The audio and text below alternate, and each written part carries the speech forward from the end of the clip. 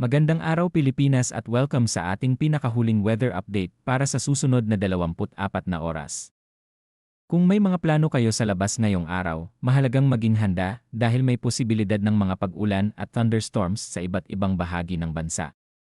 Batay sa 24-hour public weather forecast na inilabas alas 4 ng umaga ngayong ika-21 ng Marso 2026, ang pangunahing weather system na nakakaapekto sa buong Pilipinas ay ang easterlies o ang mainit na hangin nagmumula sa silangan. Simulan natin sa mga lugar na mas makakaranas ng mas malakas na epekto ng easterlies. Sa Caraga, Northern Mindanao, Southern Leyte, Bohol, Lanao del Sur, Cotabato, at Davao Oriental, inaasahan ang maulap na kalangitan na may kalat-kalat na pag-ulan at thunderstorms. Ang mga pag-ulang ito ay maaaring maging katamtaman hanggang malakas sa ilang pagkakataon, kaya may posibilidad ng flash floods o landslides, lalo na sa mga lugar na mababa o bulubundukin. Pinapayuhan ang mga residente dito na maging alerto at mag-ingat. Samantala sa Metro Manila at sa natitirang bahagi ng bansa, inaasahan ang partly cloudy hanggang cloudy skies na may isolated rain showers o thunderstorms. Maaaring magsimula ang araw na maaraw o maaliwalas, ngunit pagsapit ng hapon o gabi ay posibleng magkaroon ng mga localized thunderstorms. Kapag naging malakas ang buhos ng ulan, maaari itong magdulot ng panandaliang pagbaha o pagguho ng lupa, kaya't huwag kalimutang magdala ng payong at manatiling updated sa lagay ng panahon. Ngayon naman ay tignan natin ang lagay ng hangin at karagatan sa iba't ibang bahagi ng bansa. Sa Southern Luzon, Visayas, at Mindanao, inaasahan ang light hanggang moderate na hangin mula northeast hanggang north.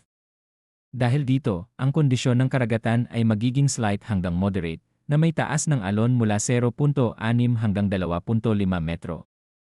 Sa pangkalahatan ay ligtas naman para sa karamihan ng mga sasakyang pandagat, ngunit pinapayuhan pa rin ang pag-ingat lalo na kung may thunderstorms.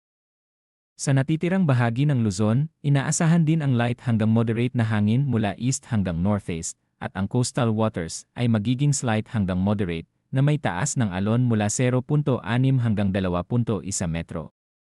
Para naman sa temperatura na naitala sa nakalipas na 24 na oras, ang pinakamababang temperatura ay umabot sa 20.8 degrees Celsius bandang alas 6 ng umaga, habang ang pinakamataas na temperatura ay nasa 31.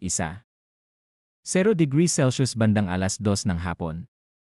Ibig sabihin, asahan pa rin ang mainit na panahon lalo na sa tanghali. Ang relative humidity naman ay naitala sa pinakamababa na 50% bandang alas 5 ng hapon, habang ang pinakamataas ay 83% bandang alas 5 ng umaga. Dahil dito, maaaring maramdaman ang maalinsangang panahon sa ilang bahagi ng araw. Para naman sa astronomical information sa Metro Manila, ang sunrise ngayong araw ay alas 6 ng umaga, habang ang sunset ay alas 6:07 ng gabi. Ang moonrise ay alas 7:18 ng umaga, at ang moonset ay alas 8:16 ng gabi, na may 8% moon illumination. Sa kabuuan, patuloy na nakakaapekto ang easterly sa buong bansa, na nagdadala ng mainit na panahon sa umaga at posibilidad ng rain showers at thunderstorms sa hapon o gabi. Ang ilang bahagi ng Visayas at Mindanao ay maaaring makaranas ng mas malalakas na pag-ulan, kaya mahalaga ang pagiging handa at maingat. Iyan ang pinakahuling lagay ng panahon sa buong Pilipinas. Manatiling updated sa mga susunod na advisories at manatiling ligtas. Magandang araw sa inyong lahat.